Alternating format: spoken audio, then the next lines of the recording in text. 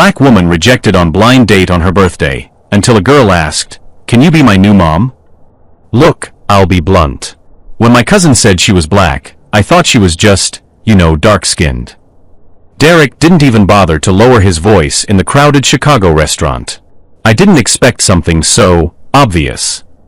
Camila Williams, 29, remained motionless in her chair at the elegant bistro where she had arrived exactly 15 minutes earlier. It was her birthday, and she had canceled plans with her family to be there.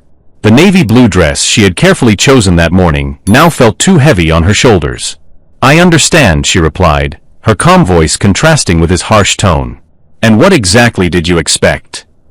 Derek laughed, a harsh sound that made a few heads turn. "Someone more compatible with me, I work in finance. I earn 6 figures. I need someone who won't attract attention for the wrong reasons." He gestured vaguely in her direction. "My colleagues won't understand."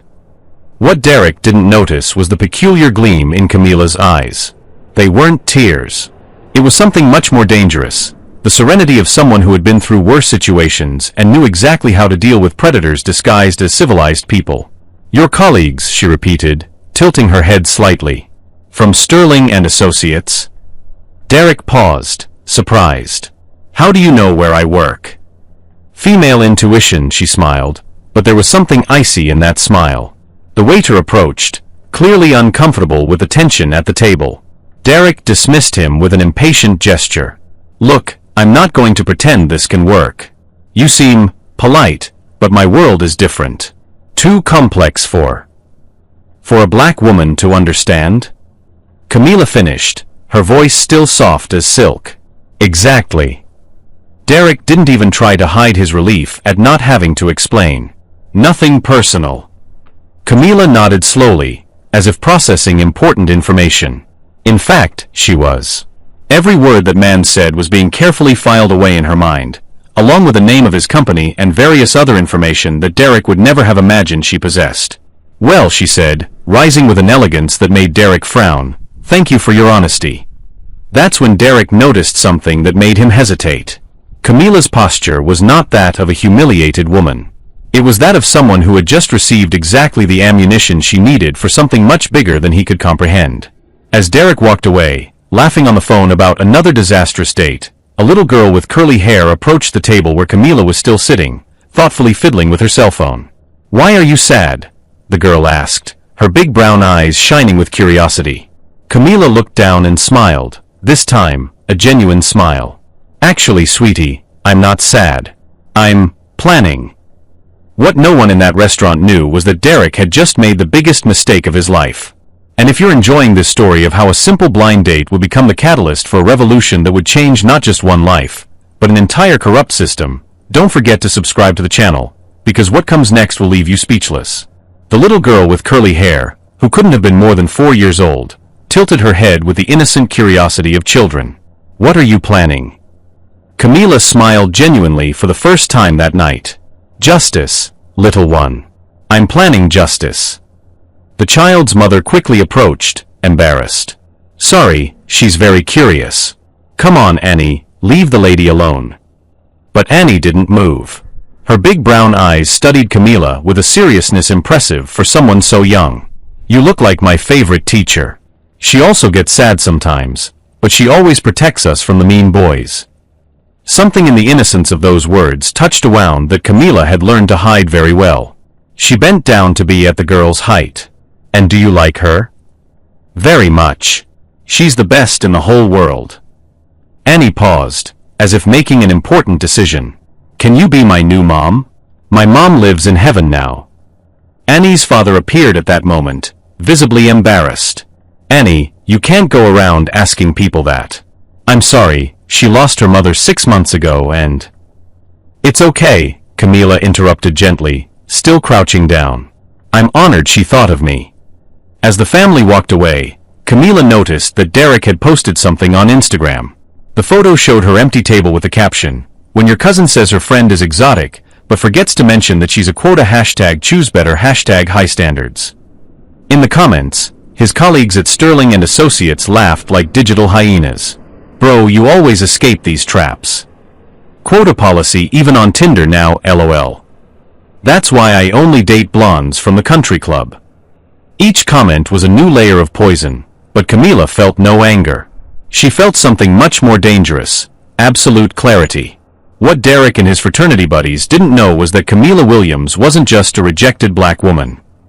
She had a PhD in behavioral psychology from Harvard, specializing in power dynamics and institutional discrimination.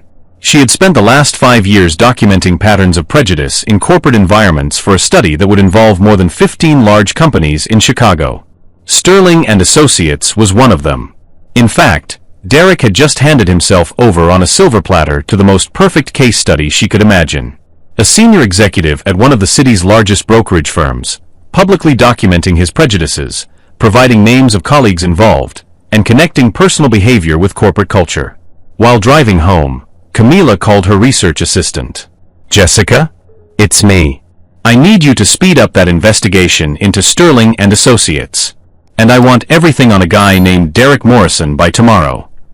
Anything specific you're looking for?" Patterns. There are always patterns. At home, Camila opened her laptop and started doing what she did best: research. Derek's public profile was a treasure trove of problematic material. Photos at exclusive parties where there wasn't a single black face in sight. Check-ins at clubs known for discriminatory policies. Questionable comments on posts about corporate diversity.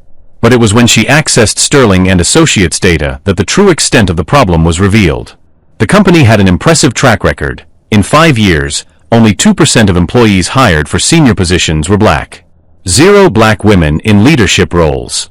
And a very high turnover of minority employees, who always didn't fit the company culture. Camila smiled as she organized the data into meticulous spreadsheets. Derek had just become the unwitting protagonist of a study that would destroy not only his career, but the entire structure of systematic discrimination at Sterling and Associates. At 2 a.m., her phone rang. It was a message from Derek. "Hey, no hard feelings, right? Nothing personal, I just prefer my own type. You understand." Camila screenshotted the message and added it to the file that was growing exponentially. Then she typed back, "Sure, Derek. I understand perfectly." And she really did understand. She understood that Derek Morrison had just signed his own professional death warrant. She understood that this simple blind date would be the catalyst for exposing an entire system of institutional discrimination. And she understood that sometimes justice comes disguised as the oppressor's own mistakes. What Derek didn't know, and would find out in the worst possible way, was that Camila had been rejected before. By arrogant executives, by corrupt systems, by men who thought she was too easy to dismiss. And each rejection had only fueled a determination that was now about to turn into the perfect storm that would destroy not only a prejudiced man, but the entire structure that protected him. On the computer screen, the evidence piled up like pieces of a deadly puzzle. And at the center of it all, a little girl's innocent question echoed in her mind: "Can you be my new mom?" Because maybe, just maybe, when the smoke cleared and justice was served, Camila would discover that it wasn't just Derek and his corrupt company that needed a lesson. Maybe she herself would discover something about family that she had never experienced before. The next morning, Camila woke up at 5:30 a.m. as she always did. Not out of anxiety, but because strategic minds work best when the world is still asleep. While making her coffee, she checked her phone notifications. Derek had posted 3 more stories on Instagram. The first showed a selfie of him in the office with the caption "Monday Motivation. Another day building the future #blessed #Sterling life." The second was a photo of the company parking lot, deliberately focusing on the luxury cars with a comment: "When you work with quality, surround yourself with quality #high standards #success." The third made her smile, a photo of lunch at an expensive restaurant, tagging 5 colleagues from Sterling and Associates. "Thanks for the contact list, Derek," Camila murmured, screenshotting each post. At 9 a.m., Jessica called with the report Camila had requested. "You won't believe what I found. Derek Morrison isn't just a problem employee. He's the informal leader of a group they call among themselves the Old Boys Network within Sterling." "Go on." "They have a private WhatsApp group called Real Men of Sterling. 47 members, all white men, aged between 28 and 55. And Camila," Jessica paused dramatically, "they document everything.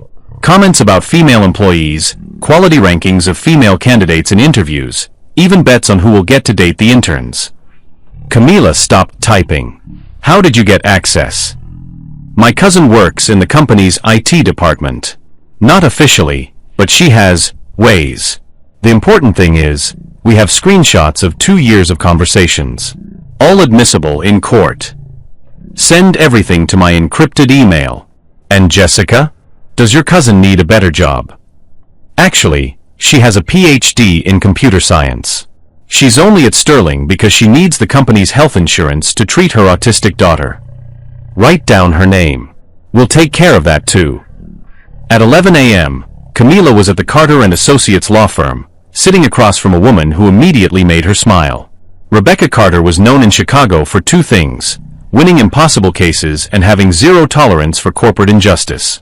Dr. Williams, Rebecca began, leafing through the dossier Camila had prepared. This isn't just a case of individual discrimination. It's civil RICO, conspiracy, pattern of discrimination, hostile work environment. We're talking about a lawsuit that could result in systemic change. That's exactly what I want. Rebecca smiled like a shark who had just spotted blood in the water. And the beauty of it is that they documented everything. It's as if they wanted to get caught. Meanwhile, Derek sent Camila a message. You seem cool even though you're different.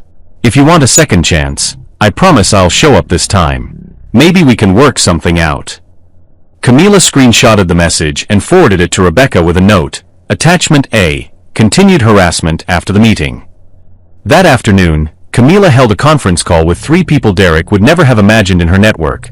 Dr. Margaret Washington, the first black woman to head the Chicago Board of Trade's Compliance Department. James Chun, senior investigator for the State Human Rights Commission. And surprise of surprises, Annie's father. Sorry to interrupt, said a familiar voice when Annie took the phone during the call. But is this the pretty lady from the restaurant? Camila smiled genuinely for the first time in days. Hi, Annie. How are you? Fine. Daddy said you help people like my teacher. She also gets sad sometimes because some parents are mean to her. Annie's father returned to the phone, clearly embarrassed. Sorry, she's very direct. I'm Dr. Marcus Thompson, by the way. I work in corporate psychology, specializing in institutional bias. When Rebecca Carter said you needed expert testimony. Wait, Camila interrupted. Dr. Marcus Thompson? Did you write unconscious bias in financial services? Guilty as charged. And you're the Dr. Williams who demolished Peterson's methodology on implicit association testing. Your Harvard study is required reading in my courses. Small world. Getting smaller. Especially when we have a common enemy in institutional discrimination. That evening, Derek posted a LinkedIn article titled, Maintaining Professional Standards in Modern Workplace Diversity, essentially a thinly veiled manifesto about why forced diversity lowered company standards. Within hours, it had dozens of likes from Sterling and Associates employees and comments that ranged from dog whistles to outright racism. He's making this too easy, Rebecca texted Camila. It's almost not fair. But Camila knew something about men like Derek that most people missed. Their arrogance was also their greatest weakness. They genuinely believed they were untouchable, that their networks protected them, that their version of quality was universally accepted truth.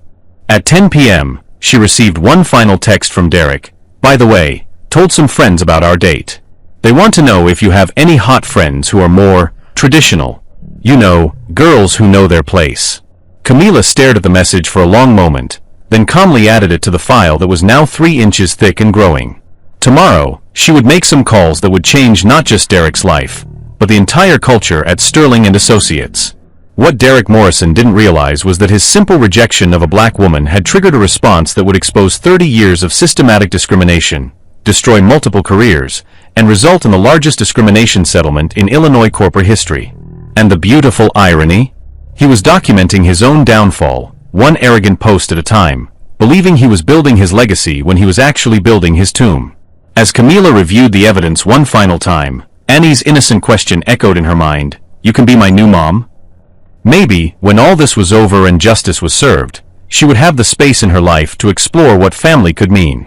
But first, she had a system to dismantle, one perfectly documented piece of evidence at a time. The countdown to Derek's professional execution had begun, and he was completely oblivious to the fact that every text, every post, every arrogant assumption was another nail in his very expensive coffin. Tomorrow, the real game would begin. And Camila Williams played to win. The next morning, Derek Morrison walked into Sterling and Associates feeling invincible. His LinkedIn article had garnered over 200 likes overnight, and his Old Boys Network group chat was buzzing with congratulations about his brave stand for professional standards. What Derek didn't know was that at exactly 9:15 a.m., while he was grabbing his third coffee of the day, Rebecca Carter was walking into the offices of the Illinois Department of Human Rights with a manila envelope thick enough to choke a horse. "This is the most comprehensive discrimination case I've ever seen," she told Director James Chun, spreading printed screenshots across his desk like a deadly game of solitaire. 2 years of documented evidence, pattern discrimination, RICO violations, and the defendants literally confessing to their crimes on social media. Meanwhile, Derek's phone buzzed with a text from Camila. "Hope you have a good day at work today, smiling face with smiling eyes." He snorted, showing the message to his colleague Brad. "Look at this.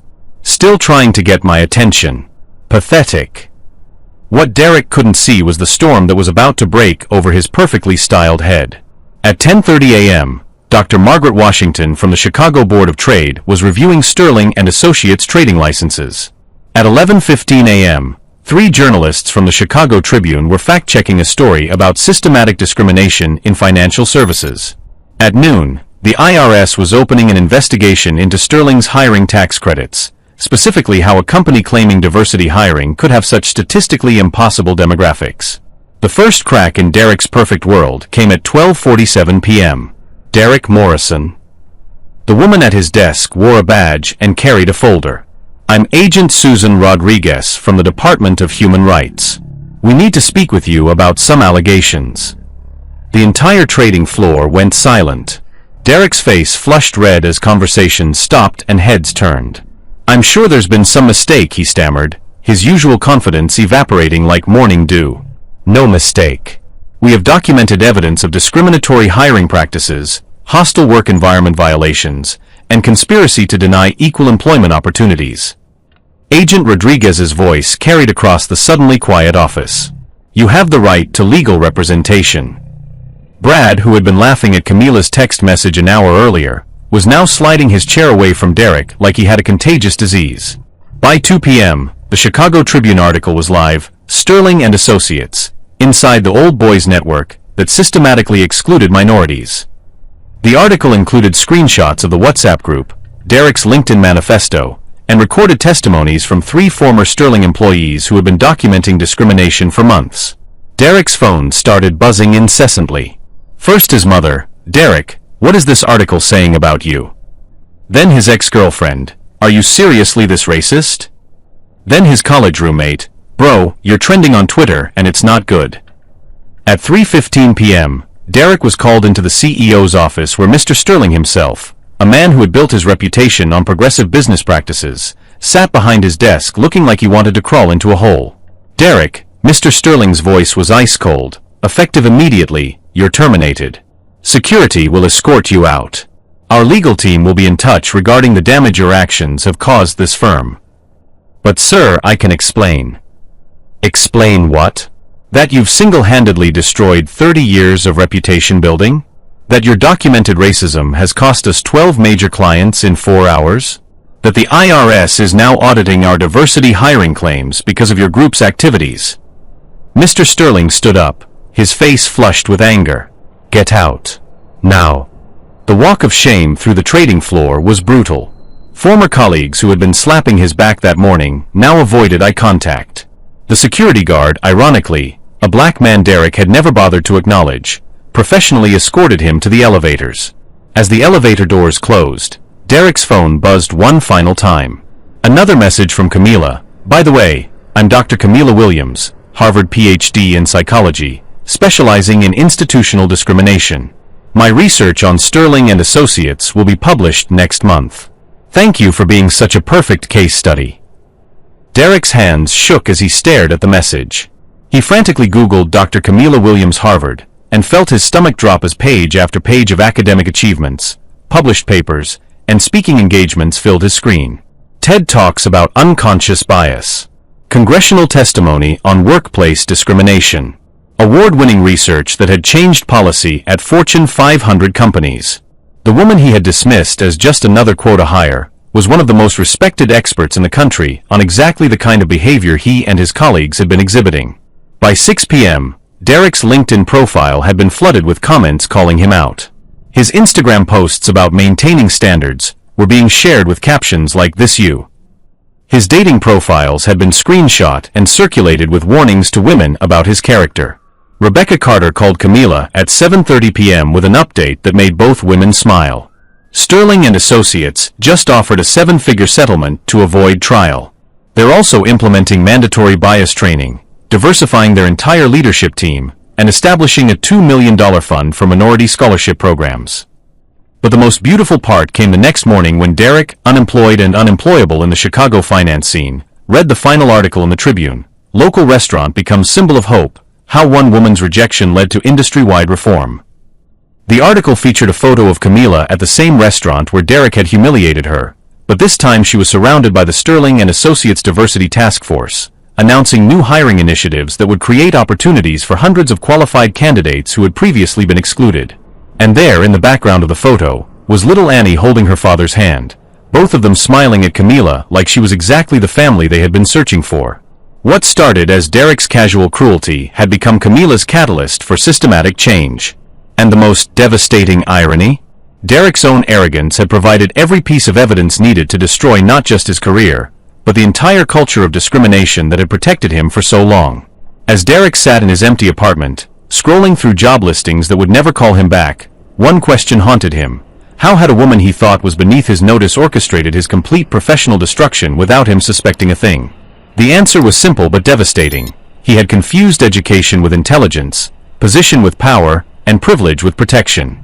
And that fatal miscalculation had cost him everything he thought made him untouchable. 6 months later, Camila stood in the same restaurant where her nightmare had become her greatest victory. But this time, she wasn't alone. "Can I have the mac and cheese with extra cheese?" Annie asked the waiter, swinging her legs from the booster seat. She wore a bright yellow dress and had insisted on bringing her stuffed bear to celebrate. Dr. Marcus Thompson, who now insisted she call him Marcus, smiled as he helped Annie arrange her napkin. "What do you say, sweetheart?" "Please and thank you." Annie beamed, then turned to Camila. "Mommy, did you really make all those mean people at Daddy's work change their rules?" Camila's heart still fluttered every time Annie called her mommy. The adoption papers had been finalized just last week, making official what had felt true from that first night. "Sometimes, sweetheart, when people do wrong things, we have to help them learn to do better." Marcus squeezed Camila's hand under the table. Their relationship had grown from professional respect to deep love as naturally as seasons change. He understood her mission, supported her work, and had shown Annie that families could grow in beautiful, unexpected ways. The Sterling case became a landmark, Marcus said, reviewing the tablet that showed the latest compliance reports. They've hired 47% minority staff in leadership positions. Real change, not token gestures. Camila nodded, but her greatest satisfaction wasn't in the numbers. It was watching Annie color pictures of their new family, listening to Marcus's laugh, feeling the peace that came from turning pain into purpose. Derek's life, meanwhile, had become a cautionary tale whispered through Chicago's financial circles. Unemployed for 6 months, he'd burned through his savings and moved back in with his parents. His LinkedIn profile remained a graveyard of unanswered applications. Every Google search of his name led to articles about systematic discrimination and corporate accountability. Rebecca Carter had called that morning with news that made Camila smile. 3 more companies have reached out wanting diversity audits. Derek's spectacular downfall is changing entire industries. But the most powerful change was sitting right here at this table. Annie had asked for a family, and somehow, through rejection and revelation, through justice and healing, she had found exactly that.